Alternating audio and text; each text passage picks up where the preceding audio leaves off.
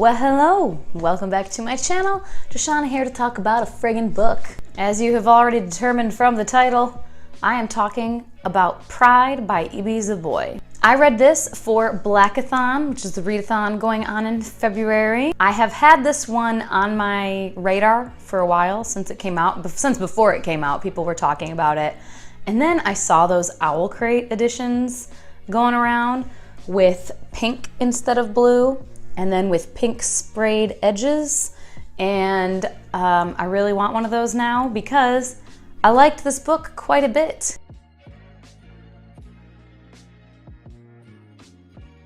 So this book is a YA contemporary reimagining or remix, as it says on the cover, of Pride and Prejudice. And it sounded very interesting and I was intrigued. I like Pride and Prejudice, so a reimagining of that always sounds fun. In this edition, we are following Zuri Benitez and her family. They live in the Bushwick neighborhood in Brooklyn. It's her two parents, and then her four sisters. It's a very large Haitian Dominican family, and then across the street is a rundown old kind of mansion, and it gets remodeled and a new family moves in with two young handsome sons, the Darcy family. And yeah, as you know, if you're familiar with me, if you're not and you're new, hi, welcome. I don't typically love YA contemporary or contemporary in general, but definitely not YA contemporary. I keep trying it though because every now and then I get a gem that I really enjoy. So the overarching kind of themes of this novel, Pride and Prejudice, I mean, it's been a while since I read it, but I remember it talks about class issues and things like that, and kind of a woman's place in the world at that time, the expectations and everything like that. And in this one, Zuri is very concerned with the gentrification of her neighborhood. And this book definitely talks about gentrification in general, what it means for people, how it affects different people and communities. And then also a theme of blackness, of, you know, are you black enough or is someone black enough? And Zuri has opinions on this matter. And she's just worried about these changes in her neighborhood and just about change in life in general, in her life. She's going to be graduating from high school soon, moving out of her neighborhood, and she's been very sheltered. She has really never left the neighborhood for very long and never been very far from it. And that leads me to my first pro or con, and this one is kind of both. I was kind of neutral on this because certain things about it made me be like, eh, but then I understand, and that is just Zuri as a character in general. She got a little annoying sometimes, because she's very hypocritical.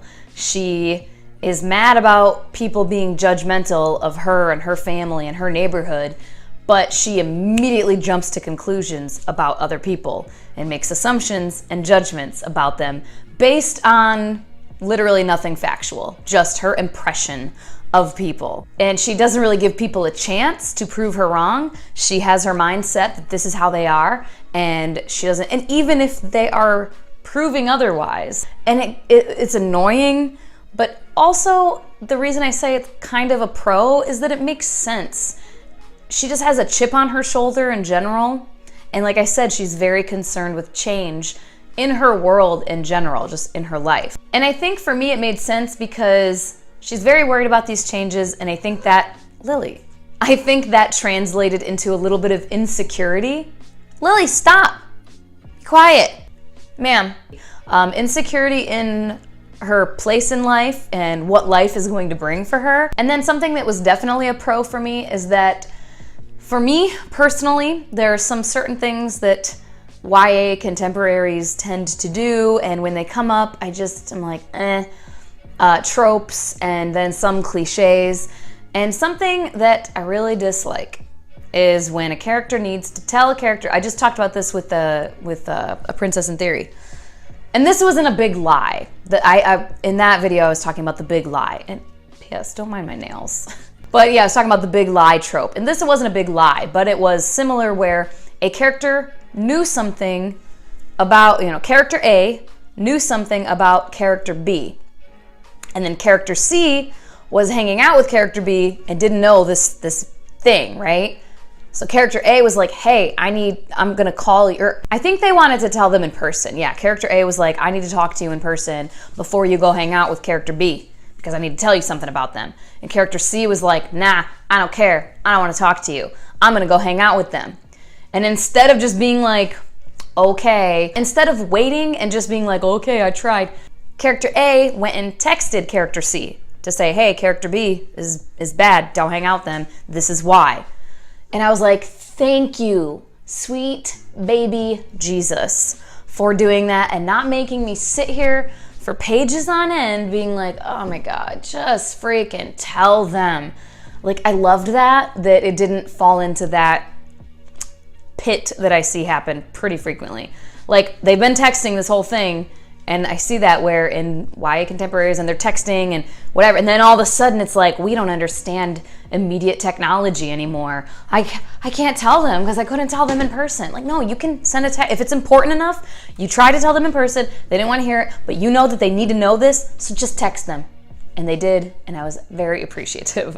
And then the thing that really made me love this book, and without this, I probably would have been kind of like neutral about it, because it was fine. I think it was a good reimagining of Pride and Prejudice. It made it much more modern, and I liked the diversity that was in it, and I just liked how the story was told. I thought it was good, but it would have been kind of like, it was fine.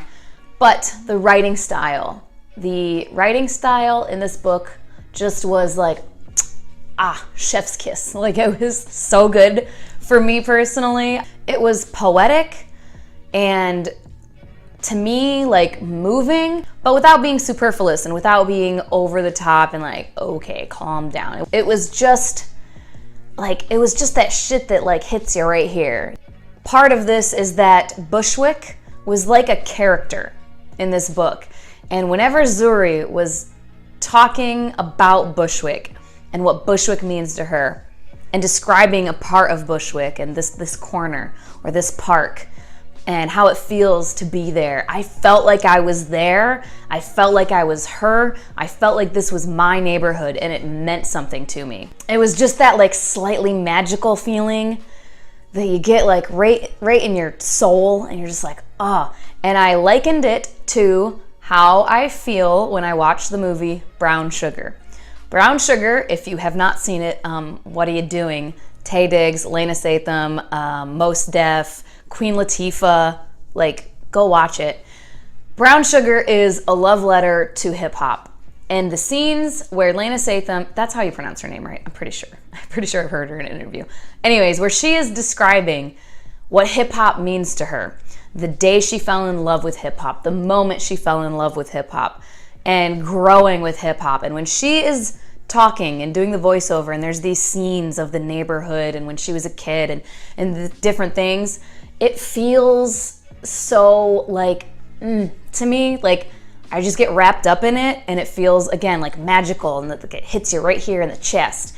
And that's how I felt reading this book. And when I was done reading this book, that's still how I felt. It gave me those vibes, and I loved it. Like right here, no spoilers, I pull back the curtains to greet my little corner of Bushwick and Jefferson Avenues, my very own way of stretching out my arms and yawning at the morning sun. This is where I see words swim in and around my neighborhood, like dust from overhead train tracks. It's all poetry. So I pull those words together and try to make sense of it all. My hood, my Brooklyn, my life, my world, and me in it. I just love that. And then there are these little bits of poetry in here. Zuri does spoken word poetry, and in the acknowledgments I read that it sounds like Elizabeth Acevedo wrote those, because Ibi Zoboi thanked her and said, I could not have asked for a better voice for Zuri than Elizabeth Acevedo, a wise and passionate wordsmith. Thank you so much for your friendship and lending your dope performance skills to this story. So I think she wrote those poetry sections. Whoever did, though, they're beautiful. In this one, she's talking about her sister, and she says, love is like my sister, Janae. And then she goes on, and then this one part is a quote to save for me. She is the warm space between Mama and Poppy while they sleep and the bills are paid and the fridge is full. Like, the simplicity, you know exactly what that feeling is. And it doesn't have to be this overly, you know, using all these fancy freaking words. That is so like profound to me. Ah, so great. Zuri is hanging out with a boy. I'm not saying which boy, but just a boy. And they're out in Brooklyn, out in the neighborhood, in a park. Benches are lined against a metal fence, and the gray-blue water immediately draws me in. A warm summer breeze blows, and tiny bumps form on my arms. This is what Madrina calls grains of sugar, adding sweetness to my soul.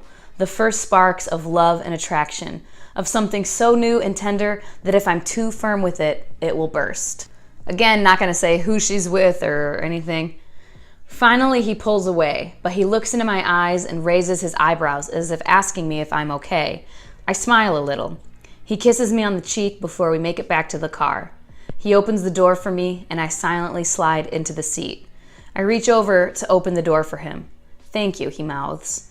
And every second of this moment is slowed down like dripping honey. This is a whole poem, but I'm not gonna read the whole thing, just this first stanza. I love it. I don't need no knights in shining armor, ain't no horses in the hood. I killed chivalry myself with a pocket knife, a mean mug in a bad mood. I just love it. Yeah, there were just so many lines that they were so beautiful and profound in their simplicity. It's a writing style that really works for me. And that is what made me really, really enjoy this book. There were a few other things, like I said, that were kind of annoying and like, ugh, stop. Just typical stuff. On my 1 to 10 scale, I rated this an 8.3, which is 4.5 Pushina corns. I definitely will be grabbing myself off of eBay or something, the Owl Crate edition with the pink, because I want this book on my shelves, and I want the pink one because it's available and I love pink. And there we have it. If you have read Pride, let me know if you enjoyed it or if you were one of the people that were like, no, didn't care for it. All right, that is all for now. Thank you so much for your time, guys. As always, greatly appreciate it. Hope you have a wonderful day, and I will talk to you later. Bye-bye.